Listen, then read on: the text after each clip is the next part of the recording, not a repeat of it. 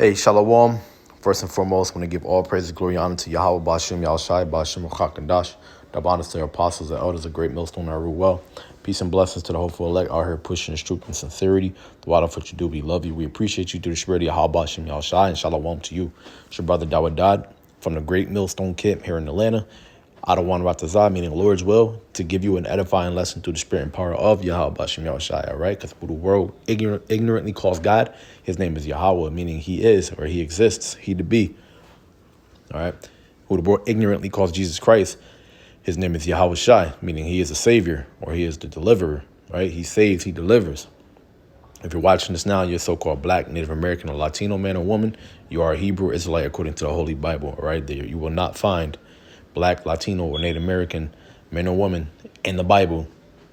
All right, they won't be called by those names. All right, you won't find any other nation being called as what they are today in the Bible as being called as those names, such as Japanese, Chinese, right? East Indian. You're not going to hear Indian. You're not going to see these words in the Bible. So you got to figure out who the people are. All right, who are in the Bible today. And if you don't look like a so-called black, Native American, or Latino, but you feel like this is the truth and it resonates with your spirit, there's a good possibility that you also could be a Hebrew Israelite. All right, it's not about what you look like or the color of your skin. It's about if your bloodline lineage goes back to Abraham, Isaac, and Jacob. And that's who we're reading about. All right, right now that's the topic. We're reading about our forefathers and what they went through and the things that we had to go through in order to get to where we're at today. We left off at Genesis 24, I believe, verse 52. So without further ado, jump straight in. All right, it says let's give 51. It says, "Behold, Rebekah is before thee. Take her and go, and let her be thy master's son's wife, as the Lord has spoken." Right. So remember, Abraham's servant Abraham sent out his servant, right, to find Isaac a wife. And he said, make sure you go amongst my family, my kin, to get him a wife. All right. And, he found Laban. He found Nahor's daughter. And they told him that he could take Rebekah to wife, be betrothed into Isaac, which means to be promised to him.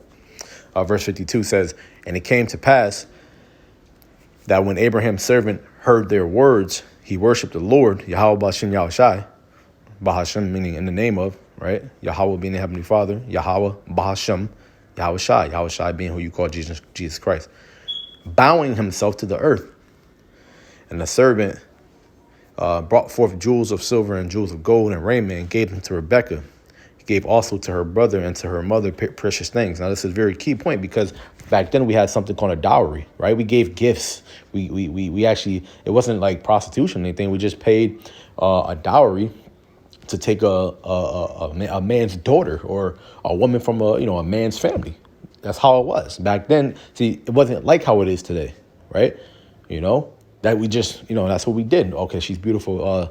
Did she promise? Did she betrothed to anybody? No. Okay. Well, here's some lambs, some cows.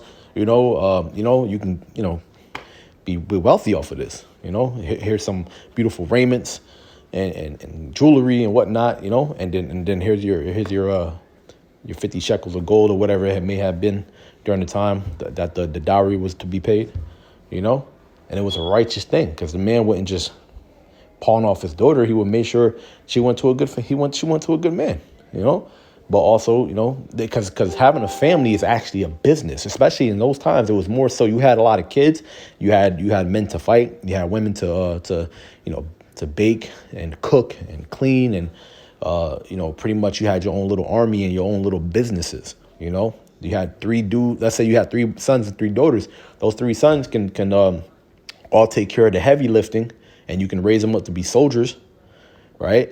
And, good men, protectors, good men that the king will see fit to, maybe want to take him into his ranks and whatnot, which was an honorable deed, man, or maybe he was just a man of the Lord, to go into the church and, learn the ways of Yahweh Shemashah. And the women were, to be, if they were very, very beautiful, they could have been turned into a princess from, a king or something, because that's how beautiful she was. Like, the king would be like, oh, she's beautiful. And you would get rich off of, your daughter, man, because, men will want to pay high price for your beautiful daughter, man. You know what I'm saying? It's like, kind of like a business, but, you're making sure that the men are good men. It's not what you got today. We got, I could do bad all by myself type shit, which is stupid. You know what I'm saying? You're jumping from one man to another man and you're getting the same results. Hey, it is what it is. Verse 54 says, and they did eat and drink, and he and the men that were with him, and tarried all night. And they rose up in the morning, and he said, send me away unto my master. And her brother and her mother said, let the damsel abide with us for a few days, at the least 10. After then she shall go. And he said unto them, hinder me not, seeing the Lord hath prospered in my way. Send me away, that I may go to my master. And they said, we will call the damsel and inquire at her mouth. And they called Rebekah. See, even like they took her opinion into thought. Like, what do you think? You want to go with this man? And said unto her, wilt thou go with this man? And she said, I will go. So, it wasn't like, women try to say, that, oh, you're controlling. Maybe she doesn't want to go with him. You can't just promise her off to another man. She has to have some say so. She did have some type of say so. Ultimately, she really didn't, but she did. We not, men weren't these monsters that these women make us out to be. They were righteous men. They were, hey, hey, you find this man attractive? If you don't find him attractive, you know what I'm saying? Like, shit, we they're not gonna just force you to marry a repulsive looking man. Like, you know what I'm saying? All right, because we believe that this man is, handsome. We believe that he's a man of the Lord. He comes from a great family. He's strong. He's a provider. That's the things that matter. Whether he's a man that fears the Lord, and if he's a strong man that can provide and protect his family. Not how much hair he got on his head. If his hairline is receding, or if it's not that curly texture. That shit, none of that stuff matters, man. How tall he is, none of that stuff mattered. Of course, he wasn't no midget, but height didn't matter, man. As long as he was a good-looking, strong man that feared the Lord, and worked hard, man. It wasn't a lazy nobody. Like these women, they mess with these dudes today that are lazy nobodies, man. They're just because they're good-looking, right? Or they like the cologne that they was wearing that day, Maybe he had a little lighter skin complexion or a darker skin complexion, whatever her skin tone preference is. They run off these types of things, Oh, that's a nice car. But that doesn't mean he's rich. That doesn't mean he got money like that. Just a nice car. Because you're not discerning through the spirit whether or not this is a eligible man or not, There's an order to things. There's a way you do things. There's a way that the Most High has set up us to do things in order. Well, when it comes to dealing with the women of our nation. All right. Let's see. Verse 59 says, and they sent away Rebekah, their sister, and her nurse, and Abraham's servant and his men. And they blessed Rebekah and said unto her, thou art our sister. Be thou the mother of thousands of millions, and let thy seed possess the gate of those which hate them. Yeah, she's our foremother. She's our foremother. We have millions and millions and millions and millions and billions and trillions of Israelites because of, these women, these men and women, or through these men and women, not because of them. It's because of the Most High. He said he'll make us a great nation.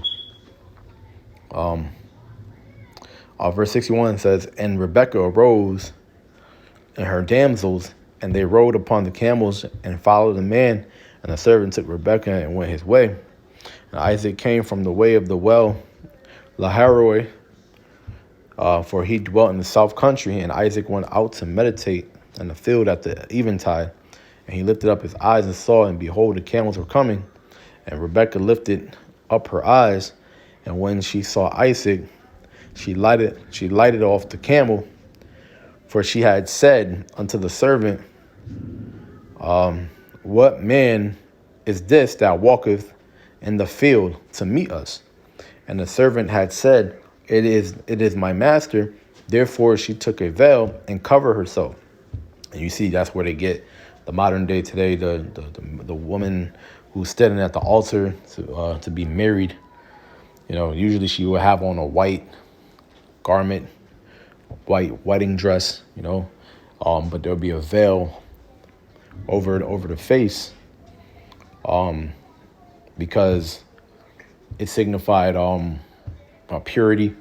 And a lot of times, women really, their faces kind of were covered anyways. Like you see these women today, or these Middle Eastern women, your face to be covered and whatnot. It wasn't really a thing to be looking upon, because you would look upon a woman with lust, and Most High doesn't want that. He wants you to pick a good woman, and not just for lust. And we're all guilty of that, of course. But these women, they show more than just their face now. Now they show everything. There's nothing to the imagination. Back then, it was almost like, even kind of showing your face too much and too much skin was like, that shit was like, they really didn't play that. You know what I'm saying? And for this man, she didn't want him to see her, until it was time, to handle the marriageable business. This was like, this was the customs of our people. She had to be a virgin. She couldn't be touched, man.